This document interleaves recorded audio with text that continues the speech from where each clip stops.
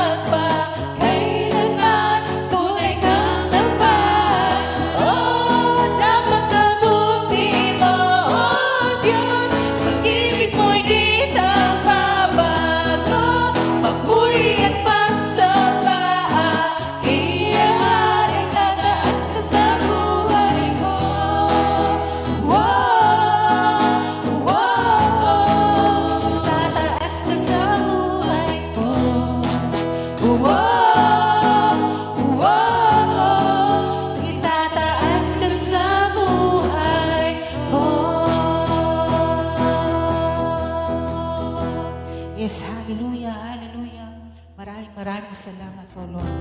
Tunay nga napakatapat mo sa amin.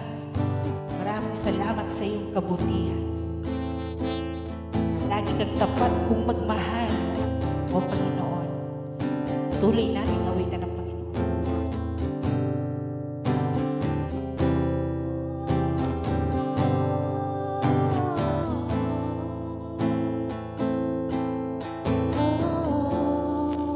Awitin natin. Kay buti-buti mo, O Diyos. Buti-buti mo, Panginoon, sa lahat ng oras, sa bawat araw, ika'y laging tapat kung magmahal. Ang iyong kaawa ay magpakailanman. Minsan pa kay buti-buti mo. Kay buti-buti mo, Panginoon, sa lahat ng oras, sa lahat ng oras, sa bawat araw, sa bawat araw, ika'y laging tapat kung magmahal. Ang iyong kaawa ay magpakailangan. O pinupuri ka, pinupuri, sinasamba kita. Dakilang Diyos at Panginoon, tunay ngang ika'y walang katulad, tunay ngang ika'y di nagbabago. Mabuti ang Diyos at sa amin ay nagmamahal. Okay, buti-buti mo. Kay buti-buti mo, Panginoon, sa lahat ng oras, sa lahat ng oras, sa bawat araw, ika'y laging tapat, ika'y laging tapat kung magmahal. Ang iyong kaawaan ay magpawalang hanggan. O pinupuri ka namin, pinupuri, sinasamba kita. Dakilang Diyos, dakilang Diyos at Panginoon.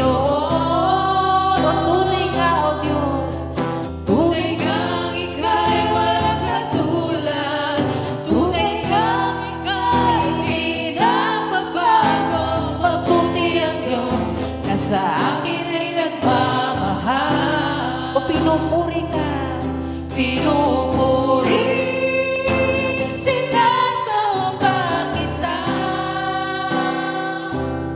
Dakilang Diyos at Panginoon, tunay nga'y wala kang katulad, tunay kang ika'y walang katulad, tunay kang ika'y di nagbabago. Mabuti ang Diyos na sa amin ay nagmamahal.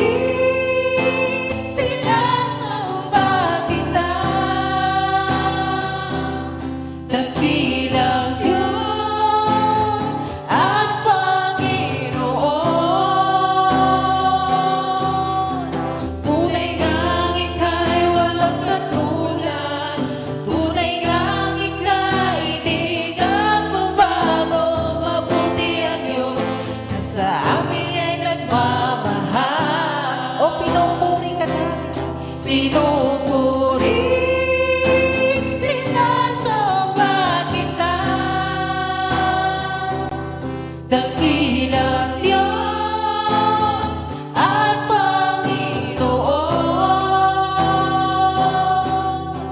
tunay ngang ika'y walang katulad, tunay ngang ika'y di nagbabago. Mabuti ang Diyos na sa amin ay nagmamahal. Tunay ngang ika'y walang katulad, tunay ngang ika'y walang katulad, tunay ngang ika'y di nagbabago. Mabuti ang Diyos na sa amin ay nagmamahal. Kung minsan pa, tunay nga ang Diyos, tunay ngang ika'y walang katulad, tunay ngang ika'y di nagbabago. Mabuti ang Diyos na sa amin ay nagmamahal. Okay, buti mo, Diyos. Mabuti ang Diyos na sa amin ay nagmamahal. Saan pa? Okay, buti mo, Diyos. Mabuti ang Diyos na sa amin ay nagmamahal.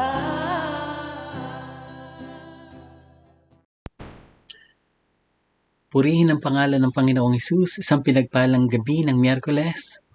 Welcome po sa Christ Life Church Refuel Wednesday. Ako po si Pastor Noel, kasama si Pastor Michelle na bumabati po sa inyo ng isang pinagpala at masaganang bagong taon. Sabi ng marami, hello 2025. Welcome, wini-welcome po natin ang bagong taong ito ng pagpupuri at pagpapasalamat sa Panginoon. At binabati po natin ang lahat ng ating mga kapatid at mga kamanggagawa, mga masisipag na lingkod ng Panginoon na may kagalakang naglilingkod, na nandyan ngayon sa sanctuary, ang ating worship team, ang ating tech team, at lahat po ng mga nagmamalasakit, nagpapanatili ng kalinisan, kaayusan ng ating simbahan. Maraming salamat po sa inyong buhay. At sa lahat po ng mga nakaantabay sa ating pong live streaming dito po sa Facebook page ng Christ Life Church, happy listening po. Shout out sa ating pong tatay sa pananampalataya, si Bishop Willie Laines, si Nanay Ann, at lahat ng mga pastor ng The Life Giver Church at lahat po ng mga kapatid, kamanggagawa sa kaharian ng Panginoon na patuloy pong sumusubaybay at sumusuporta sa gawain po ng Panginoon. Happy New Year po sa inyong lahat. At sa gabing ito mga kapatid, meron pong isang napakagandang mensahe ang Panginoon sa bawat isa sa atin sa ating pong pagpapasimula ng taong 2024. Natapos na po yung huling araw ng 2024 at ngayon ay nakatungtong na tayo sa unang araw ng 2025.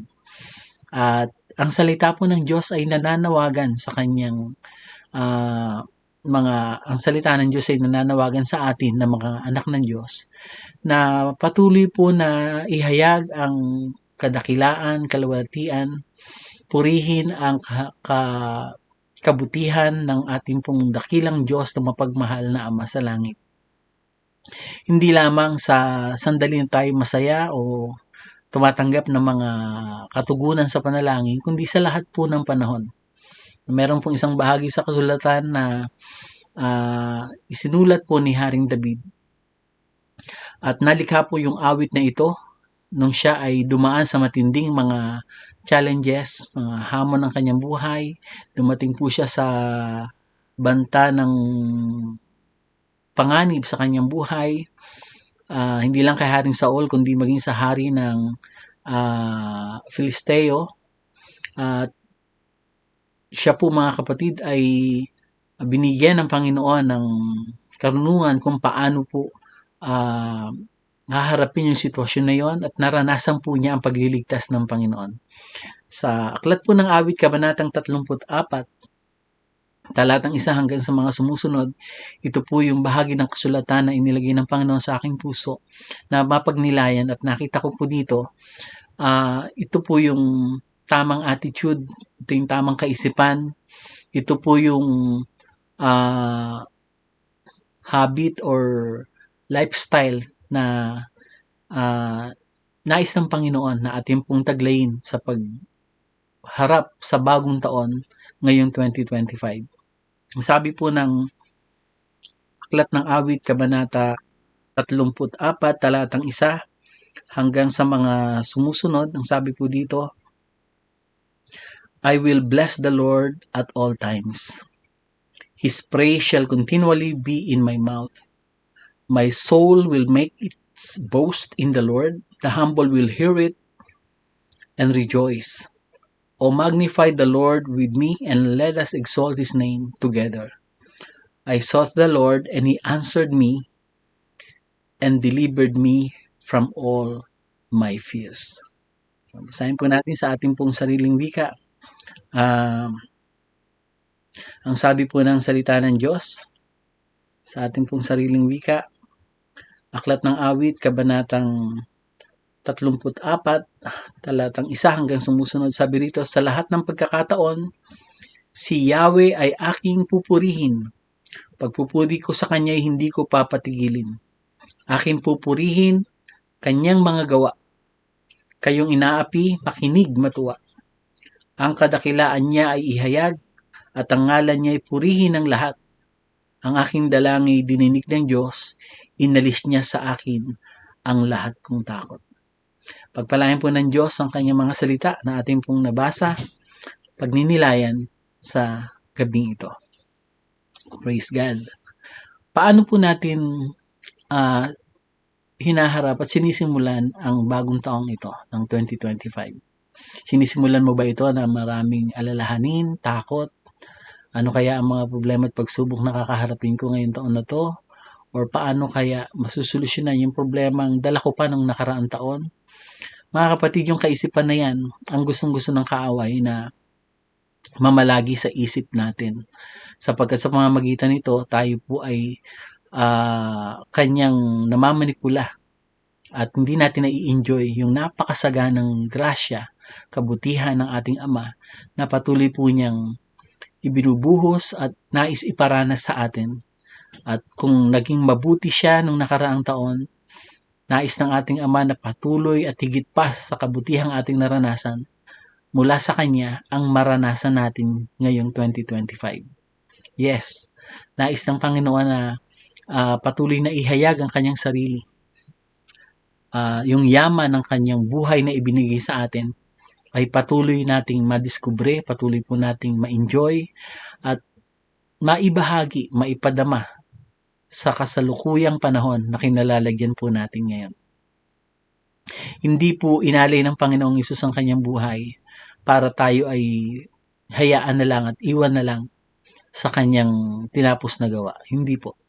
Ang kanyang tinapos na gawa ay patuloy po niyang pinauunlad, pinagyayaman sa ating pagkatao. Sa bawat sandali po na tayo ay tumutugon ng tama sa kanyang kabutihan at pagmamahal. At meron pong 3 puntos na nais ko pong ibahagi patungkol po sa paano ba natin pupurihin ng Panginoon sa lahat ng panahon. Paano ako magpupuri sa lahat ng panahon? Siguro mangyayari lang yan kapag itong taon na to ay walang mga problema at lahat ng solusyon ay nandito na ngayon 2025. Alam niyo, wala pong taon na wala kang kakaharapin na hamon at pagsubok. Bawat taon ay merong hamon, may mga pangangailangan at yan po ay nakatadhana sa mundong ito. At ang layunin ng ating Amang nasa langit ay upang turuan tayong mamuhay na nakadepende sa Kanya, umaasa sa Kanya, nagtitiwala sa Kanya at kumikilala sa Kanya na siyang bukal ng lahat ng mabubuting bagay na tinataglay natin at tatanggapin pa natin sa mga darating na mga araw, linggo, buwan at buong taong 2025. So, kung nais po natin na matutunan yung kultura ng pagpupuri sa Panginoon sa lahat ng panahon, katulad ni Haring David, ang kanya pong naging response sa gitna ng kanyang mga sirkumstansya ay ang purihin ang Panginoon sa lahat ng panahon. Ito yung kanyang pagpupuri ni David, awit na kinatha ni David nung siya palayasin ni Abimelech matapos na magkunwaring nasisiraan siya ng bait. Sabi niya, sa lahat ng pagkakataon, si Yahweh ay aking pupurihin.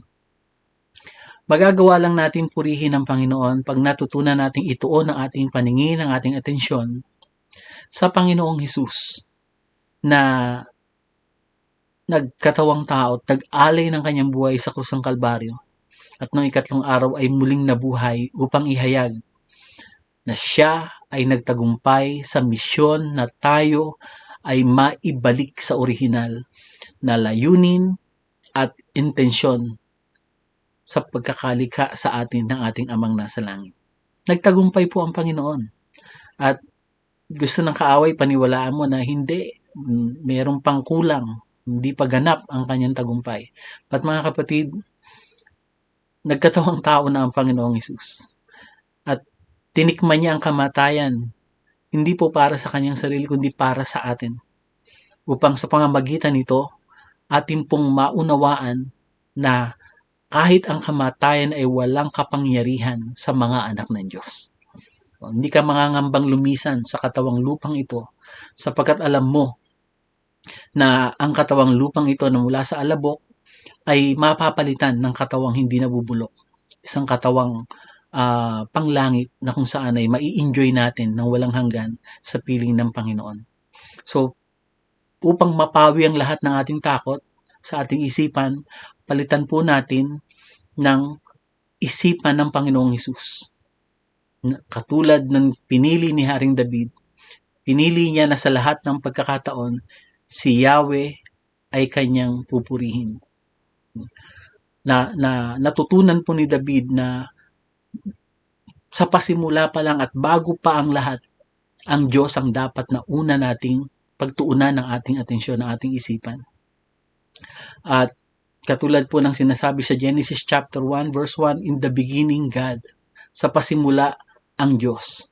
So ngayon taong ito ng 2025, sa pasimula ng taong ito, ang Diyos ang dapat nating unang pagtuunan ng ating atensyon, ng ating pag-iisip. At kapag sa Kanya nakatuon ang ating isipan, pagpupuri po sa Panginoon ang natural na response ng ating kaluluwa, ng ating spirito at kaluluwa, maging ng ating katawan. So, ang Panginoong Hesus, mga kapatid, ay naparito upang makita natin at makilala ang laman ng puso ng ating Amang nasa langit. Hindi po siya naparito para hatulan sa kasalanan ang sangkatauhan. Naparito siya upang iligtas ito sa pamamagitan niya. Sabi sa John chapter 3 verse 17. Yung verse 16, kabisado natin yan. Gayon na lamang ang pag-ibig ng Diyos sa sanlibutan, kaya niya ibinigay ang kanyang kaisa-isang anak upang ang sino mang sumampalataya sa kanya ay hindi mapahamak, kundi magkaroon ng buhay na walang hanggan. Pero wag natin kakalimutan ang sabi ng verse 17, sapagkat naparito ang anak ng Diyos hindi upang hatulang maparusahan ang sangkatauhan, kundi upang iligtas ito sa pamamagitan niya. At hanggang ngayon, mga kapatid, hindi po hatol na parusa ang hinahanap ng Diyos sa buhay mo. Ang hinahanap ng Diyos sa buhay mo ay yung mga pagpapalang na uukol sa Panginoong Hesus na tinanggap mo bilang Panginoon na tagapagligtas. At dahil tinanggap mo ang Panginoong Hesus sa iyong puso na personal na tagapagligtas at hari, Panginoon ng iyong pagkatao, mga kapatid, ang kanyang biyaya ay nakatadhanang dumaloy at tumakbo ng matulin patungo sa atin. At yan ang naasahan natin ngayong 2025. Kaya tayo po ay mayroong pong pagpipili na purihin ang Panginoon sa lahat ng pagkakataon. It doesn't mean na hindi ka po dadaan sa mga pangangailangan, karamdaman o mga pagsubok at mga sirkumstansya sa buhay na ito. Hindi po. Yan ay natural na nagaganap sa bawat taon sa buhay ng tao sa mundong ito. Pero ang pinakamasarap ay hindi natin niyang kinakaharap na nag-iisa. Kasama natin ang Panginoon. Kasama natin ang Panginoon. So, ang una po na dapat po nating maging maging tugon sa bagong taon na ito na ibinigay sa atin ng Panginoon ay ituon ang ating paningin sa Panginoong Hesus. Fix our eyes unto Jesus, the author and the finisher of our faith. Sabi ng Hebrews chapter 12 verse 2. Ituon natin ang ating paningin sa Panginoong Hesukristo na siyang pinagmulan at nagpapagsakdal o nagpapaging ganap ng pananampalatayang kaloob niya sa atin. So, mga kapatid, kapag nakatuon ang ating puso't isipan sa Panginoong Hesus, sa kanyang tinapos na gawa at sa kanyang mga ipinangako, sa kanyang salita sa buhay po natin, mga kapatid, lagi kang makakakita ng malaking dahilan para magalak at ipagdiwang ang buhay at presensya ng Panginoon sa ating buhay.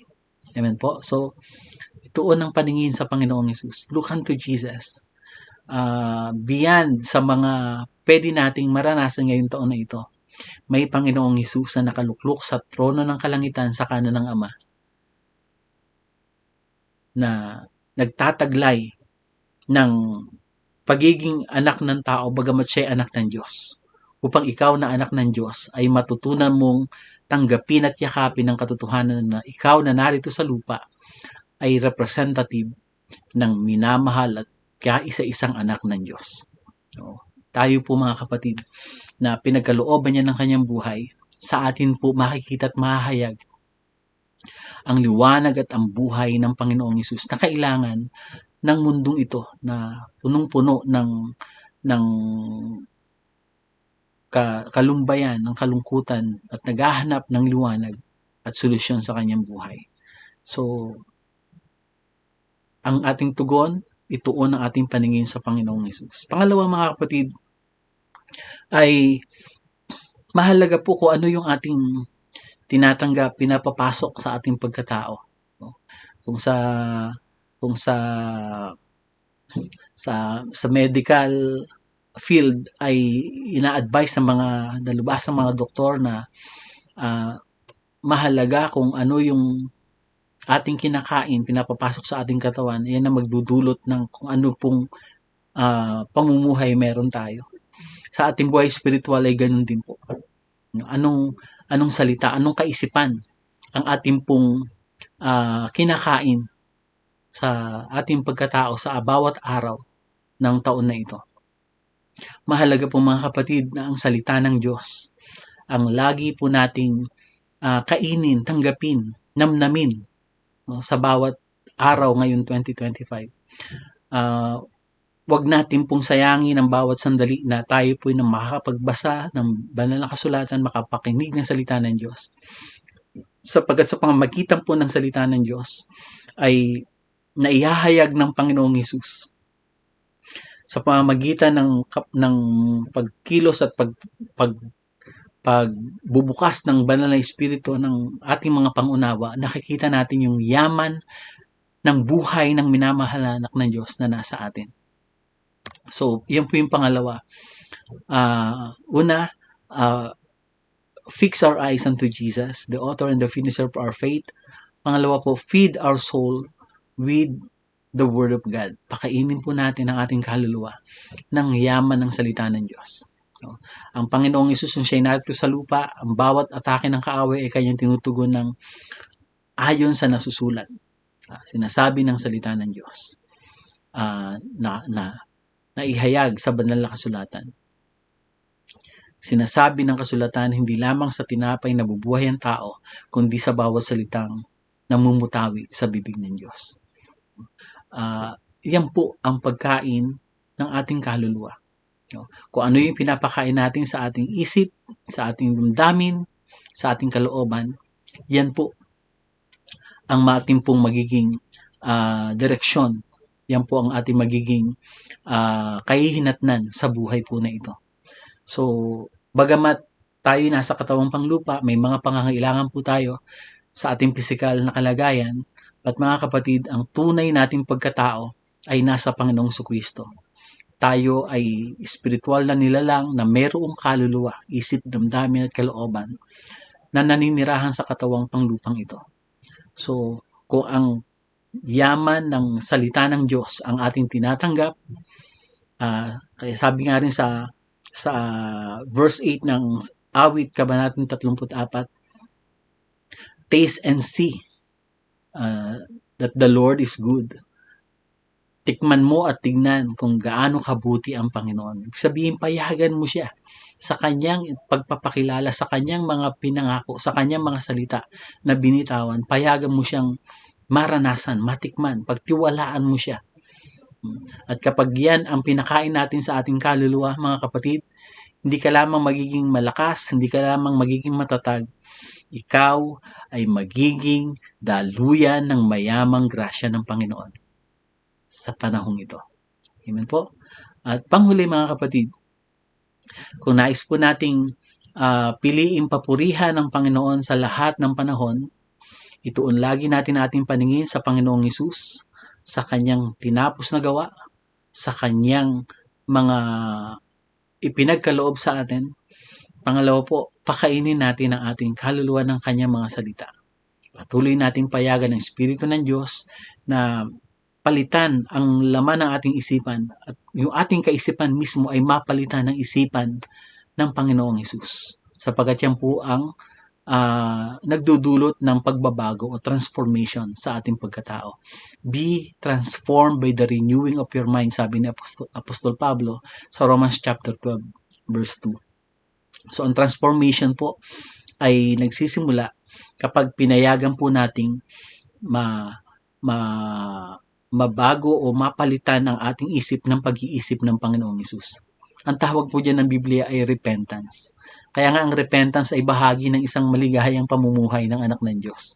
Hindi po katulad ng repentance na itinuro ng reliyon na dinadagukan mo ang dibdib mo at minamaliit mo ang sarili mo dahil sa pagiging makasalanan. Hindi po ganon ang katotohanan ng buhay ni Kristo na tinanggap po natin. Dahil sa kanyang tinapos na gawa, ang repentance po ay nagkaroon ng mas maliwanag at tamang kahulugan sa buhay po natin. Ito ay ang pagbabago ng ating isip mula sa ating maling paniniwala tungkol sa Diyos na akala natin ay naghahanap ng paparusahan, ngayon ay tinanggap natin ang katotohanan siya pala ay mapagmahal na Ama na naghahanap na muling mayakap ang kanyang mga minamahal na anak. At yan ay naganap nang tayo manalig at tumanggap sa Panginoong Hesus. Pangalawa ay busugin natin ang ating kaluluwa ng yaman ng katotohanan ng Panginoong Hesus. Ang Holy Spirit at ang banal na kasulatan, sila po ang ating pong kailangan upang lumago sa ating pong bagong pagkatao na kawangis at kalarawan ng Panginoong Jesucristo. At panghuli, mga kapatid, ay patuloy po tayo makipag-ugnayan, makipagniig, manalangin sa ating Amang nasa langit nang meron pong pagdidisiplina sa ating pong makalupang pagkatao. Yung tinatawag nating flesh. Naririnig natin sa mga salita ng Panginoon na ang panalangin at pag-aayuno ay laging magkasama. No? Kasi po, ang pag-aayuno hindi po yan pagbabawas ng timbang. No? Ang pag-aayuno po ay nililiban mo yung pagkain para palitan ng sandali ng pakikipagniig, pananalangin at paghahanap ng direksyon ng Panginoon sa buhay po natin. So, prayer and fasting. Yan po yung mga mahalagang mga sangkap kung nais po nating matutunan yung natutunan ni Haring David na piliin na purihin ang Panginoon sa lahat ng pagkakataon. Una, dahil nakatuon lagi siya sa Panginoong Hesus na kanyang tagapagligtas, sa kanyang mga ginawa sa buhay niya, at yung pong kabutihan, katapatan ng Panginoon sa kanyang buhay. At tayo rin po, mga kapatid, every time na tinutuon natin ang ating paningin sa Panginoong Hesus, sa kanyang tinapos na gawa, sa kanyang katapatan at kabutihan, mga kapatid, ang tugon po, ang natural na response ng ating pong buhay ay purihin ang Panginoon. Maging sa mga malulungkot, masasakit na mga bahagi ng buhay na ito, magagawa mong purihin ang Panginoon sa lahat ng pagkakataon. At nababago ang ating pagkatao sa pamamagitan ng isipan ng Panginoong Jesucristo dahil pinapayagan nating mabusog tayo ng katotohanan ng Panginoong Hesus na inihahayag ng Banal na Espiritu sa banal na kasulatan na ating pong pinagninilayan, pinakikinggan, at patuloy na kinakain, tinatanggap sa ating pagkatao bilang katotohanan at basihan ng ating pong pamumuhay sa mundong ito. At panghuli, sa pamamagitan po ng ating patuloy na pananalangin o pakikipag-usap, pagbubukas ng ating puso sa ating Amang nasa langit, at pagsupil sa mga hilig ng ating laman sa pamamagitan po ng pag-aayuno upang mapalitan ng mga sandali ng ating pong pakikipagniig, pananalangin, at hanapin yung gabay, direksyon, malinaw na direksyon ng Panginoon na ating pipiliin sa taon na ito. At sa pangalan po ng Panginoong Hesus, alam ko po na tayo po nahahakbang sa bawat araw ngayon 2025 ay tiyak na makararanas ng katuparan ng mga pangako ng Panginoon. Hindi lamang po sa mga pagpapalang espiritual, hindi lamang sa kalusugan ng ating kaluluwa, kundi maging sa ating pong pisikal na kalagayan. Kaya ang ating pong paggawa ng mabuti, yung ating pagtulong sa ating kapwa, yung ating pagmamalasakit sa isa't isa, ay ibinubungan na lamang ng buhay ng Panginoong Hesus na bumubuhay po sa atin bilang mga anak ng Diyos. At dalangin ko po na ngayong gabi ay patuloy na ihayag ng Espiritu ng Diyos ang katotohanan ito ng buhay ng Panginoong Hesus na ipinagkaloob na po sa atin. Tayo po ay manalangin. Hallelujah. Dakilang Diyos at mapagmahal na Ama, maraming salamat po sapagkat sinamahan mo kami sa buong taong 2024 at ngayon kami ay iyong itinawid at nakatungtong kami sa araw ng 2020, sa taong ito ng 2025. At dahil kasama ka po namin, anuman ang pwede naming maranasan, anuman ang pwede naming kaharapin ngayong taon na ito, alam po namin na dahil kasama ka namin, ikaw ay sumasa amin, tiyak na para sa ikabubuti namin ang lahat ng pwede naming maranasan. Ito'y dahil sa pag-ibig mo, sa katapatan mo sa aming buhay. Salamat Lord, sapagkat patuloy mo kaming tinuturuan kung anong kultura ang meron sa iyong kaharian. At yan ang katotohanan ng Panginoong Hesus na tinataglay namin dahil sa kanyang buhay na ipinagkaloob mo sa amin. Pagpalain mo po siya na sa oras na ito ay nangangailangan ng kagalingan, ipinapahayag namin ang kalooban mo na kagalingan at kalusugan sa kanyang buhay. Siya na nangangailangan ng mga pangangailangan na material sa kanyang sambahayan. Lord, alam po namin na ikaw ang nagbubukas ng pintuan na walang sino mang makapagsasara at patuloy mong ipapadaluyin ang lahat ng mga pagpapalang ito dahil sa ginawa ng Panginoong Hesus sa krus ng Kalbaryo. Siya ay naging dukha upang kami ay kanyang mapagyaman. At yan ang katotohanan na meron kami. Pinagyaman mo na kami dahil sa buhay ng Panginoong Hesus at ang mga pagpapalang yan ay mahayag sa pisikal naming kalagayan upang marami pang kaluluwa ang makakilala at magpasalamat sa inyo. Lord, salamat sa kaaliwan na dulot ng Banal na Espiritu. Salamat sa kalakasan at tagumpay na patuloy naming mararanasan sa bagong taon na 2025. Purihin ka, dakilain ka, pasalamatan ka ng aming puso sa pangalan ng Panginoong Hesus. Amen and amen. Sa ngalan po ng Panginoong Hesus at ng buong pamilya ng Christ Life Church, ako po si Pastor Noel kasama si Pastora Michelle, bumabati pong muli ng isang pinagpala at masaganang bagong taon sa ating lahat. God bless us all and thanks be to our God. Amen.